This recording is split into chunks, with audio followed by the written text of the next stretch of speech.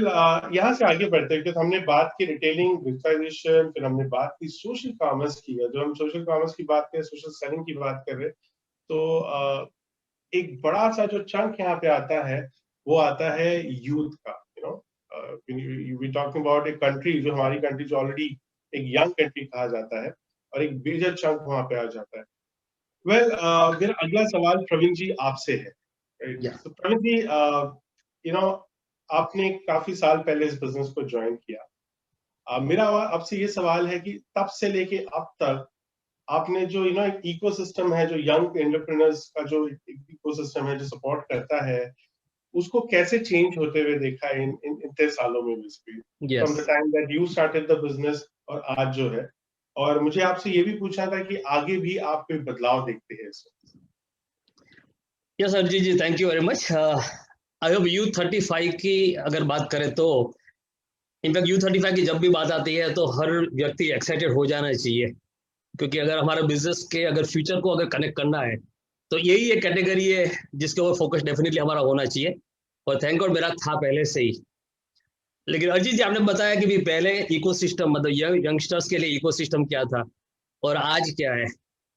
तो अगर हमारे घर की ही बात कर ले तो जब मैंने BE मैकेनिकल किया था, मैं 93 पास आउट, फिर उसके बाद मैंने MBA ज्वाइन किया था। और जब भी कभी मैं सोचता था कि मैं कुछ नया करूँ ड्यूरिंग कॉलेजेस, तो घर से एक ही बात आती थी कि नहीं नहीं नहीं, अभी पहले पढ़ो, कुछ और नहीं करना है।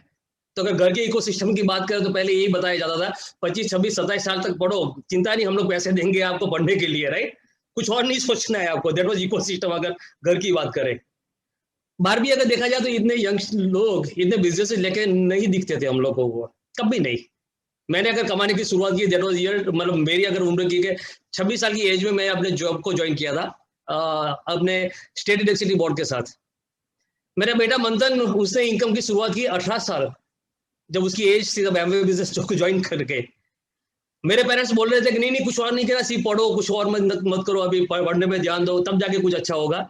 और मैंने अपने बेटे को कहा था कि ना, यू कैन डू एनीथिंग, अभी मार्केट बदल रहा है, तुम कुछ भी कर सकते हो। तो मुझे अभी इतना पता है, तो उस मार्केट में हर एक बच्चा, पहले जब एब्रॉड बात करते थे तो बच्चे कॉलेज करते करते कुछ कमाते थे, हम लोगों को रियली सरप्राइज होता था कि बच्चे कॉलेज करते कमा कैसे रहे होंगे। लेकिन अभी सरप्राइज होने की जरूरत नहीं है, इंडिया में हर बच्चा भी कमा रहा है।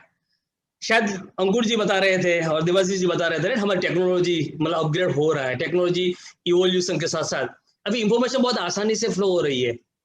कहीं ना कहीं जाकर यही इंफॉर्मेशन से लोगों को आइडियाज आते हैं, और यही आइडियाज के साथ तो नए स्टार्टअप्स आते हैं।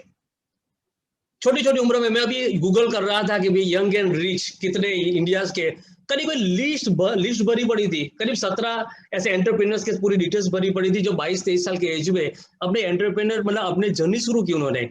बड़े बड़े के, अगर ओयो की बात करें या फिर फ्लिपकार्ट की बात करें या फिर जोमेटो है या स्विगी है, ऐसे बहुत नाम है जहां पे उनके फाउंडर्स कुछ मतलब बच्चे थे, ऐसा कह सकते हैं, बच्चे थे तब उन्होंने शुरुआत कर दिया।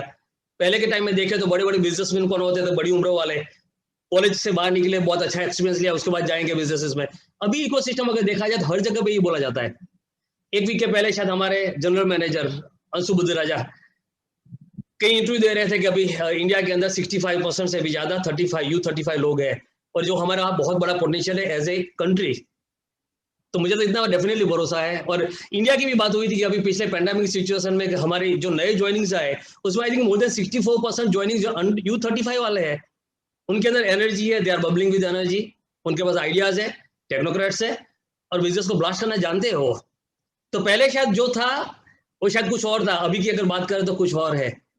और अजीत जी, अगर आप बता रहे हो तो आने वाले दिनों में इसके अगर क्या सोचते हम कि यंगर जनरेशन जब बिजनेस के अंदर आ रही है, सोच बंद हो जाती है। अगर बात करूं तो आपको करीब मैं 2-1 साल पहले मैं मंथन के ग्रुप के साथ बैठा हुआ था, अभी तो इनफैक्ट मुझे पता चल गया। तो मेरे बेटे के ग्रुप के साथ बैठा था, मैंने एक बच्चे को पूछा कि बेटा क्या कर रहे हो अभी। उसने बोला कि अंकल मैं यूट्यूबर हूँ। मुझे समझ भी नहीं आया।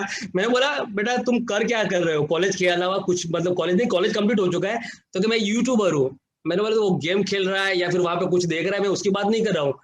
मुझे मंथन ने बोला कि डैडी मैं आपको समझाता हूँ बाद में कि यूट्यूबर भी एक कमाने का जरिया है। मैंने बोला यार मुझे नहीं पता है, और डेफिनेटली हमारे जैसे उम्र वाले लोगों को नहीं पता होगा, लेकिन अभी मैं देखता हूँ आने वाले दिनों में क्या हो सकता है दोस्त। अभी मैं देख सकता हूँ यार, कि अभी अगर हम गाड़ी में होते हैं तो मंथन, अगर मेरा बेटा है राइट, वो अगर गाने सुनता है तो वो रेडियो के गाने नहीं सुन रहा है, वो यूट्यूब पे किसी चैनल ने उसे सब्सक्राइब कर रखी है। 22 साल का कोई बच्चा है, वो छत पे जाके गा के अपलोड करता है और लोग उसको सुन रहे हैं। मैंने पूछा उसके फॉलोअर्स कितने हैं, तो लाखों की तादाद में। मतलब वो छत पे बैठे बैठे गाना गा के पैसा कमा रहा है। हम लोग छत पे जाके पतंग उड़ाते थे सिर्फ, अभी बच्चे छत पे जाके गाना गा के अपलोड करके पैसा कमा रहे हैं। ये हमारे दिमाग में नहीं जाता है जल्दी से। अभी यही सोचते हैं हम लोग, अगर ये 60 की बात करें, हम लोग ये 60 में जाके आए थे, मैं और मीनाक्षी, हम लोग ये सोच के आए थे कि ये 70 में जाएंगे। ऑलवेज मैं कहता हूँ बड़े ड्रीम्स होने चाहिए। हम लोग अपने टीम के लिए ड्रीम लेके आए कि जब ये 70 में जाएंगे तो हमारी टीम से 300 से भी ज्यादा डायमंड लेके जाएंगे। लोग अगर कहते हैं कि भाई ऐसा हो सकता है, अगर हम अपनी बात करें तो जब कुछ भी नहीं था तब हम लोग कैसे 2004 में वी वर प्लेटिनम और 2009 में हम लोग डायमंड गए, जब इतना सपोर्ट सिस्टम नहीं था। अभी अगर इतना सपोर्ट सिस्टम है तो ये सब हो पाएगा, 100% हो पाएगा। तो हम लोग ये देख पा रहे हैं कि छोटे छोटे बच्चे जो 12, 14 या 15 साल वाले हैं, वो ये 70 में आएंगे आपके साथ, जो आज यूट्यूब पे है, वो जो आज इंस्टाग्राम पे है। मैं कल की बात करूं, मंथन ने ऑर्डर प्लेस किए और टी शर्ट्स वगैरह प्लेस किया। मैंने बोला फ्लिपकार्ट से मंगाया, तो बोला नहीं। मैंने बोला अमेजोन से, तो नहीं। मैंने बोला ऑर्डर कैसे दिया, तो बोला इंस्टाग्राम से ऑर्डर दिया। मैंने बोला टी शर्ट्स के ऑर्डर इंस्टाग्राम से, तो मुझे बोला कि डैडी आपको नहीं पता है। मेरे को नहीं पता है, तो इसीलिए तो हमारे मिलिंद सर बोलते हैं कि इंस्टाग्राम पे जाओ। अब ये 12-15 साल वाले जो बच्चे जो इंस्टाग्राम से परचेसिंग कर रहे हैं, अगर आने वाले 2-5 साल के बाद ये सब कुछ आगे जाके कहाँ पे जाएगा। हमारे जो बच्चे जो छोटे छोटे अभी है 12-15 साल वाले, वही आएंगे ना 70 में आपके साथ डायमंड्स बन के। हो सकता है 22 या 25 साल वाले होंगे जो उस टाइम जब वो डायमंड्स बन के आएंगे। मतलब रिवॉल्यूशन अगर ये यंग बच्चों को अगर देखा जाए तो बहुत छोटे छोटे उम्र में ये लोग कमाना शुरू कर दिए।